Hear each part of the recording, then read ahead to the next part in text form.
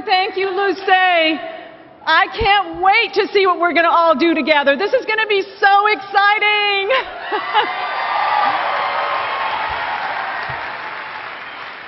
Just so you all know, the hurricane has hit landfall, and I think we should all take this moment and recognize that fellow Americans are in its path, and just hope and pray that all remain safe and no life is lost and no property is lost. So we should all be thankful for this great country and grateful for our first responders and all that keep us safe in this wonderful country.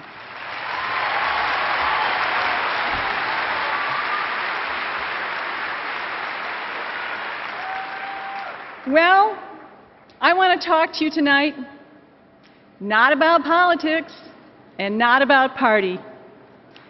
And while there are many important issues we'll hear discussed in this convention and throughout this campaign, tonight I want to talk to you from my heart about our hearts.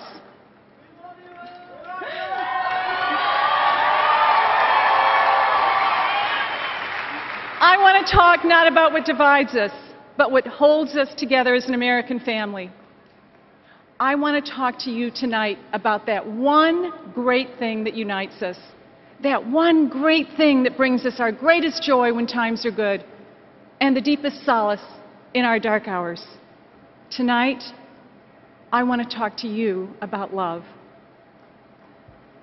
I want to talk to you about the deep and abiding love I have for a man I met at a dance many years ago, and the profound love I have and I know we share for this country. I want to talk to you about that love so deep, only a mother can fathom it, the love we have for our children and our children's children. And I want us to think tonight about the love we share for those Americans, our brothers and our sisters who are going through difficult times, whose days are never easy, nights are always long, and whose work never seems done. They are here among us tonight in this hall. They are here in neighborhoods across Tampa and all across America. The parents who lie awake at night side by side, wondering how they'll be able to pay the mortgage or make the rent.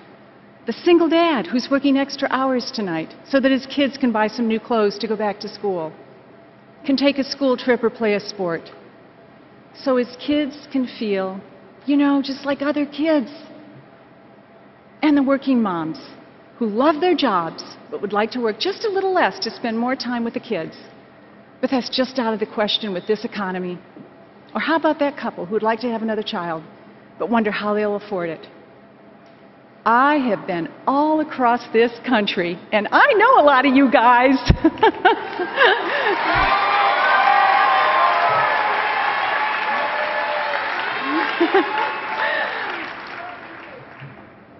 And I have seen and heard stories of how hard it is to get ahead now. You know what? I've heard your voices. They've said to me, I'm running in place and we just can't get ahead. Sometimes I think that late at night, if we were all silent for just a few moments and listened carefully, we could hear a collective sigh from the moms and dads across America who made it through another day and know that they'll make it through another one tomorrow. But in the end of that day moment, they just aren't sure how. And if you listen carefully, you'll hear the women sighing a little bit more than the men. It's how it is, isn't it? It's the moms who have always had to work a little harder to make everything right. It's the moms of this nation, single, married, widowed, who really hold this country together. We're the mothers. We're the wives. We're the grandmothers. We're the big sisters. We're the little sisters, and we are the daughters. You know it's true, don't you?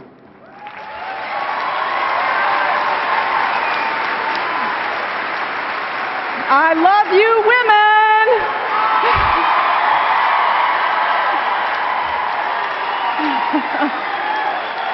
And I hear your voices. Those are my favorite fans down there.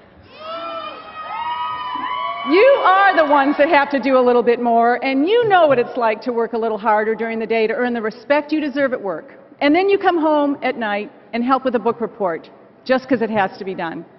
You know what those late-night phone calls with an elderly parent are like, and the long weekend drives just to see how they're doing. You know the fastest route to the local emergency room and which doctors actually answer the phone call when you call at night. By the way, I know all about that. You know what it's like to sit in that graduation ceremony and wonder how it was that so many long days turned to years that went by so quickly. You are the best of America. You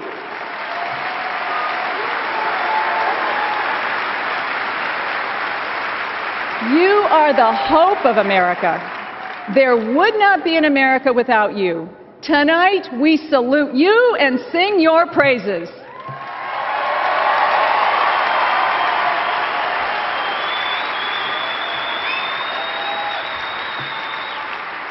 I'm not sure if men really understand this, but I don't think there's a woman in America who really expects her life to be easy.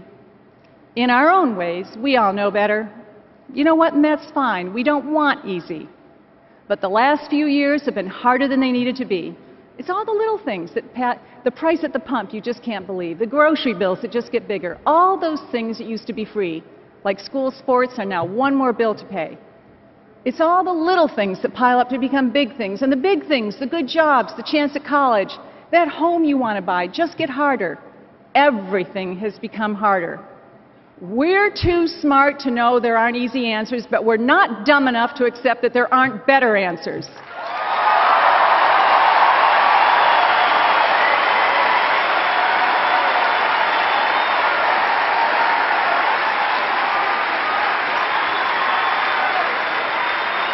And that is where this boy I met at a high school dance comes in. His name is Mitt Romney, and you should really get to know him.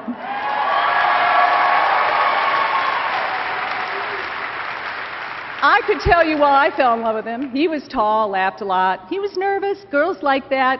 It shows a guy's a little intimidated. He was nice to my parents, but he was also really glad when they weren't around. I don't mind that, but more than anything, he made me laugh. Some of you might not know this, but I am the granddaughter of a Welsh coal miner. He was determined. He was determined that his kids get out of the mines. My dad got his first job when he was 6 years old in a little village in Wales called Nanty Houghlan, cleaning bottles at the Collier's Arms. When he was 15, Dad came to America. In our country, he saw hope and an opportunity to escape from poverty. He moved to a small town in the great state of Michigan. Michigan!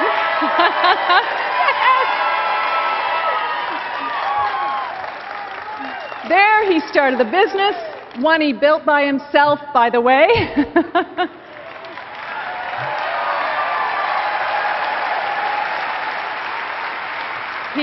He raised a family and he became mayor of our town. My dad would often remind my brothers and me how fortunate we were to grow up in a place like America. He wanted us to have every opportunity that came with life in this country, and so he pushed us to be our best and give our all. Inside the houses that lined the streets of our town, there were a lot of good fathers teaching their sons and daughters those same values. I didn't know it at the time, but one of those dads was my future father-in-law, George Romney.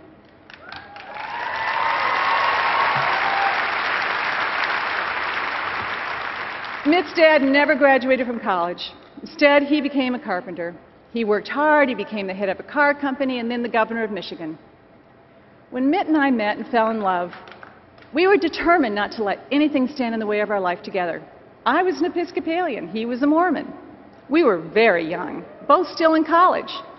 There were many reasons to delay marriage, and you know what? We just didn't care. We got married and moved into a basement apartment.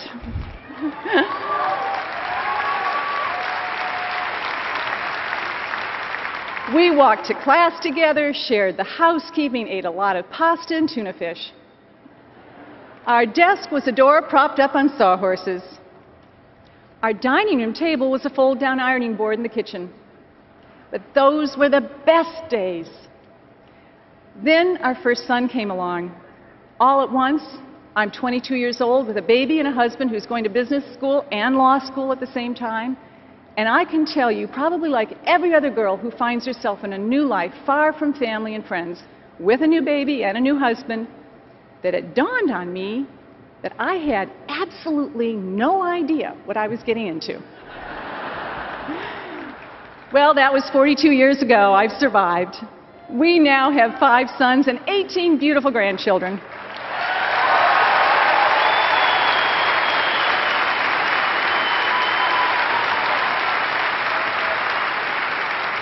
I'm still in love with that boy I met at a high school dance, and he still makes me laugh.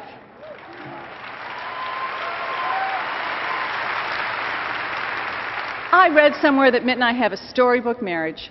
Well, let me tell you something.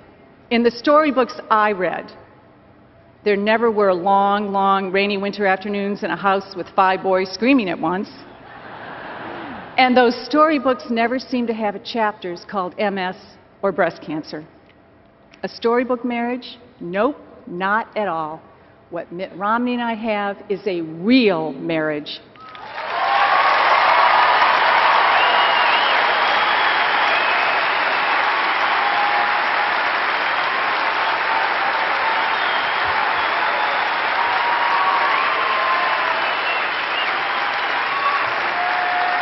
I know this good and decent man for what he is. He's warm and loving and patient. He has tried to live his life with a set of values centered on family, faith, and love of one's fellow man. From the time we were first married, I've seen him spend countless hours helping others. I've seen him drop everything to help a friend in trouble, and been there when late-night calls of panic come from a member of our church whose child has been taken to the hospital. You may not agree with Mitt's positions on issues or his politics. By the way, Massachusetts is only 13% Republican, so it's not like it's a shock to me. But let me say this to every American who is thinking about who should be our next president. No one will work harder. No one will care more. And no one will move heaven and earth like Mitt Romney to make this country a better place to live.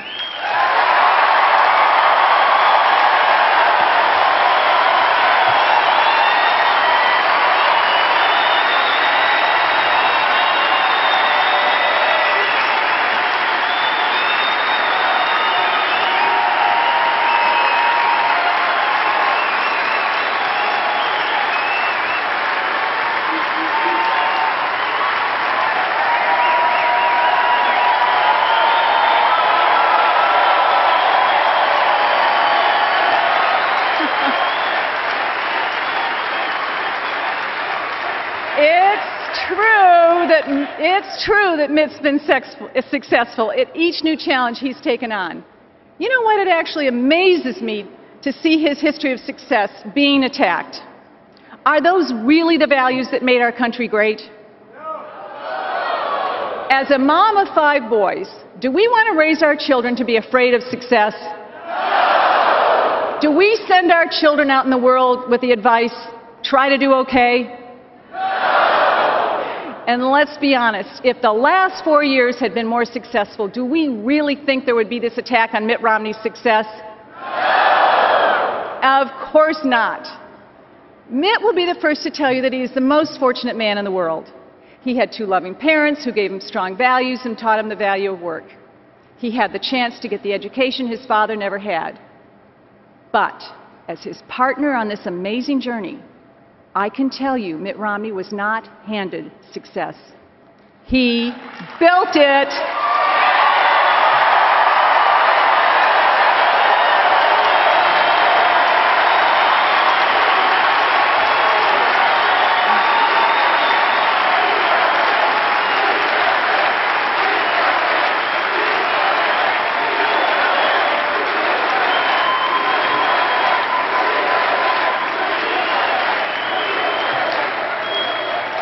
He stayed in Massachusetts after graduate school and got a job.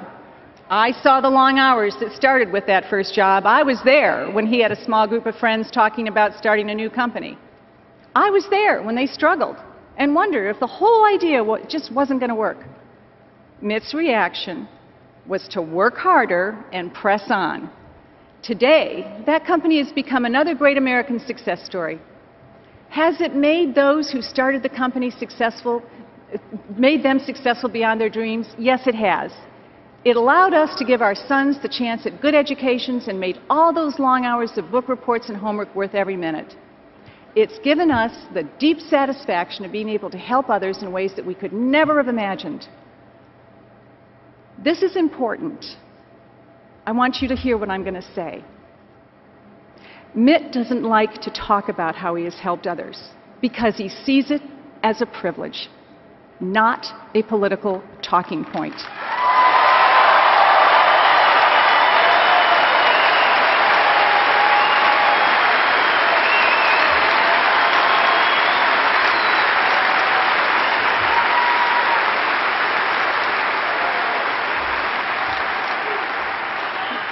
We are no different than the millions of Americans who quietly help their neighbors, their churches, and their communities.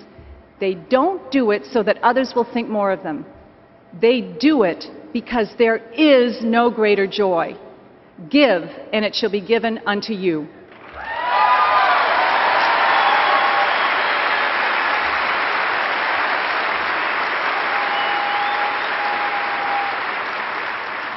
But because this is America, that small company which grew has helped so many others lead better lives.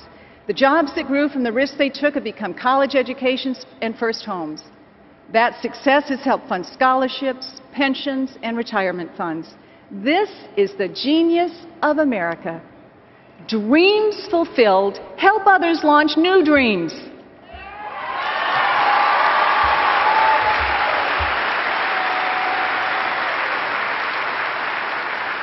At every turn in his life, this man I met at a high school dance has helped lift up others. He did it with the Olympics when many wanted to give up. He did it in Massachusetts, where he guided the state from economic crisis to unemployment of just 4.7%. Under Mitt, Massachusetts' schools were the best in the nation. The best.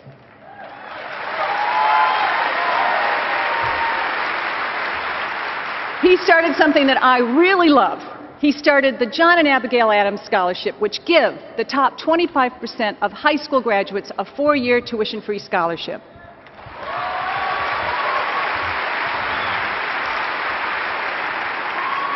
This is the man America needs.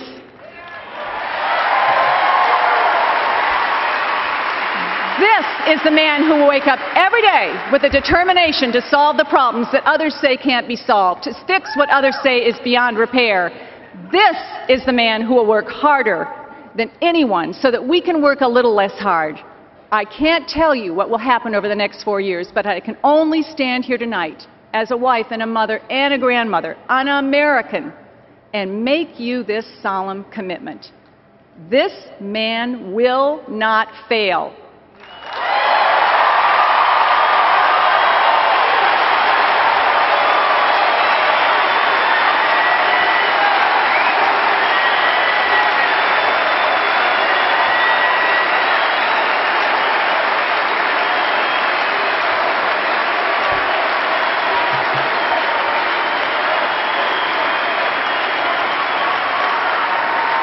This man will not let us down. This man will lift up America. It has been 47 years since that tall, kind of charming young man brought me home from our first dance. Not every day since has been easy, but he still makes me laugh, and never once did I have a single reason to doubt that I was the luckiest woman in the world tonight. I said tonight I wanted to talk to you about love. Look into your hearts. This is our country. This is our future. These are our children and grandchildren. You can trust Mitt.